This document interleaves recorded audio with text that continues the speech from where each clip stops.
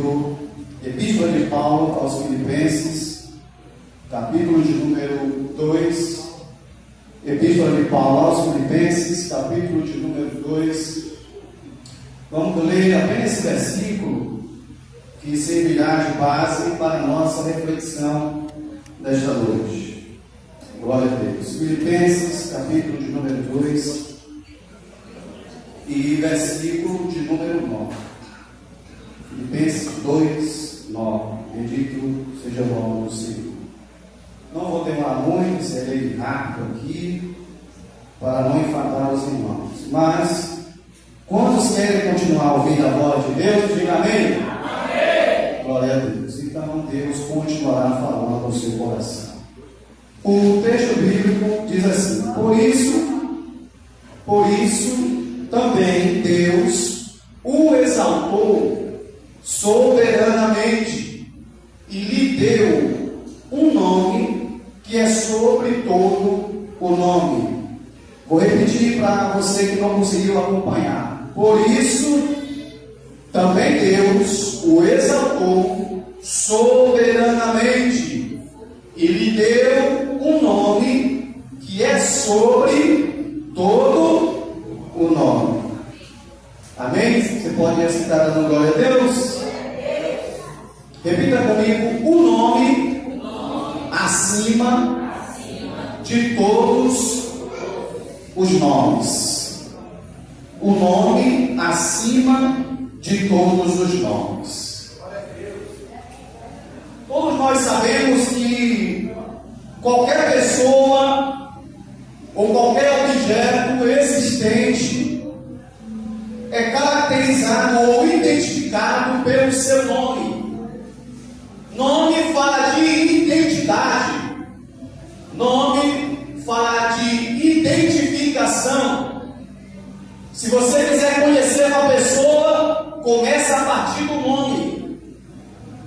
Nome fala de intimidade.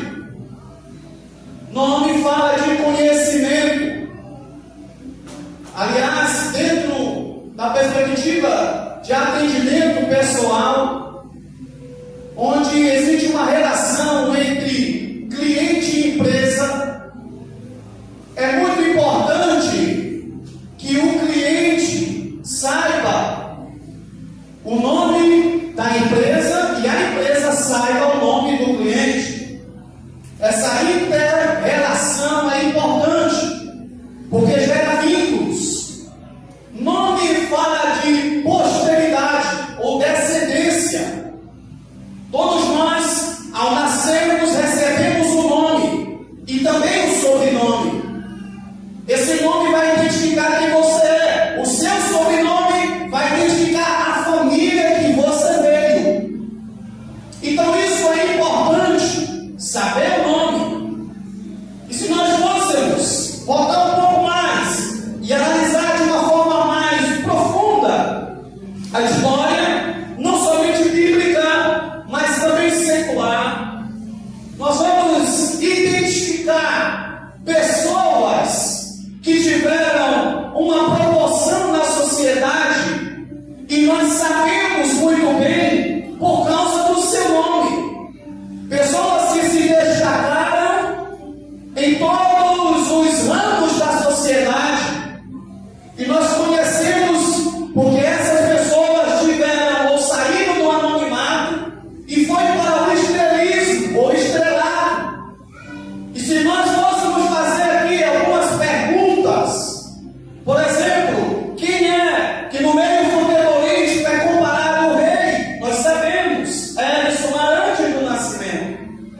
Se nós fôssemos aqui fazer uma entrevista, ou se eu perguntasse para os irmãos sobre, dentro da teledramaturgia, os nomes de atores e atrizes que marcaram a sua época, como as novelas, os filmes e seriados, com certeza os irmãos iriam falar centenas e várias pessoas.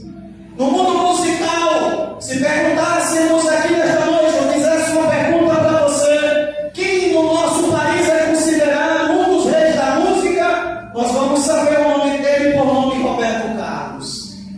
E assim sucessivamente.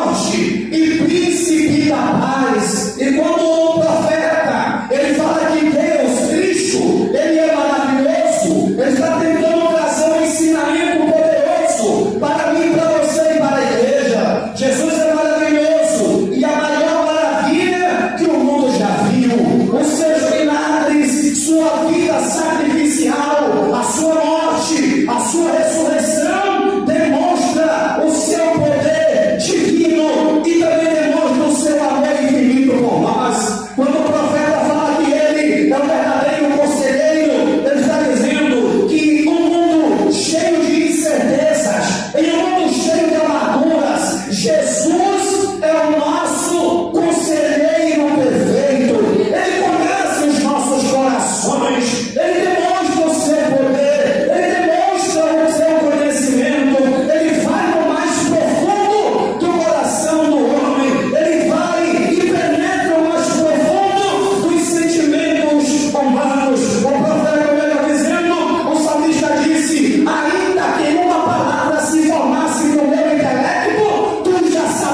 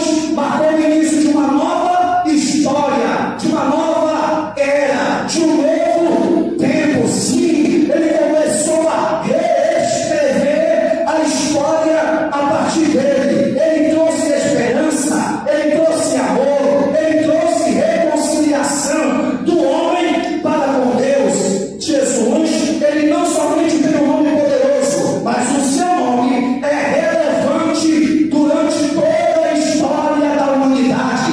Ele tem relevância, ele sabe o que está fazendo, ele sabe o que faz. Cristo tem relevância para a sua vida, minha vida, nossas vidas e para todo o globo terrestre. Sabe por quê? Porque a transformação que Jesus operou na história, ele também pode operar em nossas vidas. Ele pode curar feridas, ele pode restaurar relacionamentos e dar um novo propósito para a nossa existência. Quando ele foi naquela cruz e veio a este mundo, ele veio debaixo de uma promessa, ele veio debaixo de uma profecia, e o salmista diz que quando ele estava na vida dolorosa para ir para a cruz, o salmista diz, ou melhor dizendo, o profeta diz, que as suas pisaduras, nós fomos curados pelas suas pisaduras, o castigo que nos traz a paz estava sobre ele, e pelas suas pisaduras nós fomos sarados. O sangue de Jesus estava escorrendo nas ruas, e enquanto esse sangue estava escorrendo nas ruas do mundo espiritual, as feridas da humanidade estavam sendo curadas, a restauração estava sendo executada, a esperança para o perdido estava sendo executada, a esperança para o pecador. Eu e você éramos pecadores perdidos, mas o sangue de Jesus nos garante a vitória, mas o sangue de Jesus nos garante a aliança, mas o sangue de Jesus nos dá ali nada para frente, esquecendo para as coisas da trás e seguimos agora para o alvo é Jesus Cristo de Nazaré. Ele restaurou, ele salvou, ele curou, ele transformou, ele tem poder para fazer muito mais. Ele tem poder para realizar coisas imperceptíveis, coisas inacreditáveis. Ele tem o poder para fazer coisas extraordinárias. Ele tem o poder para fazer coisas excepcionais. Ele vai aonde o bisturi não pode ir. Ele vai aonde a medicina não pode tocar. Ele toca e vai nos mais profundos sentimentos da alma humana. Ele consegue curar a alma. Ele consegue restaurar relacionamentos de todas as espécies. Ele consegue restaurar os relacionamentos humanos, seja de pai para com filho, filho para com pai, e assim sucessivamente. Ele tem o poder de fazer coisas extraordinárias. Ele tem o poder de trazer à existência coisas que não existem. Para agradar você? Não para agradar a mim e agradar a você, mas para mostrar que eu e você possamos acreditar um pouquinho mais. Para que eu e você tenhamos o conhecimento do tamanho do Deus que você serve. Tudo isso ele fez pelo amor da humanidade. Tudo isso ele fez pelo amor da sua alma. Tudo isso ele fez porque ele tem compaixão da sua noiva. Tudo isso ele fez porque ele ama a sua noiva. E aqui está a noiva de Cristo sentada aqui ouvindo o seu noivo através desta palavra. E aqui está a noiva de Cristo sentada e ouvindo as palavras de Deus.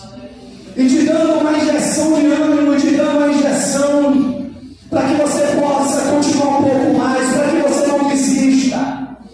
E para quem veio aqui pensando em desistir, pensando em parar, Deus está dizendo para você: olha, eu sou o verdadeiro Consolador, eu sou a dádiva, eu sou o presente de Deus para você.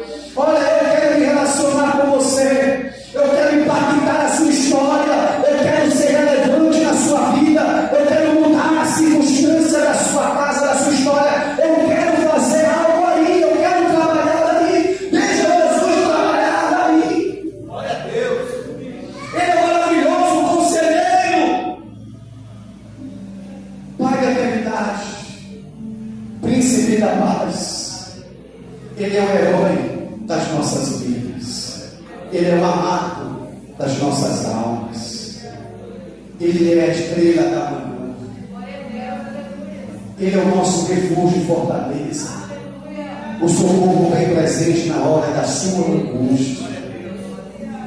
O salmista diz: porque não temerei, ainda que os montes se perturbem, ainda que as águas rujam. Diante de tudo isso, de todo esse cenário de guerra, o salmista diz que existe um rio cujas fontes alegram a cidade de Deus. Deus está no meio dela e não será abalada. O Senhor dos exércitos está conosco. O Deus de Jacó é o nosso refúgio. E Deus lhe deu um nome que está acima de todo o nome. Você pode adorar esse nome em nome de Jesus. Que Deus abençoe a sua vida. Eu passo aqui o microfone para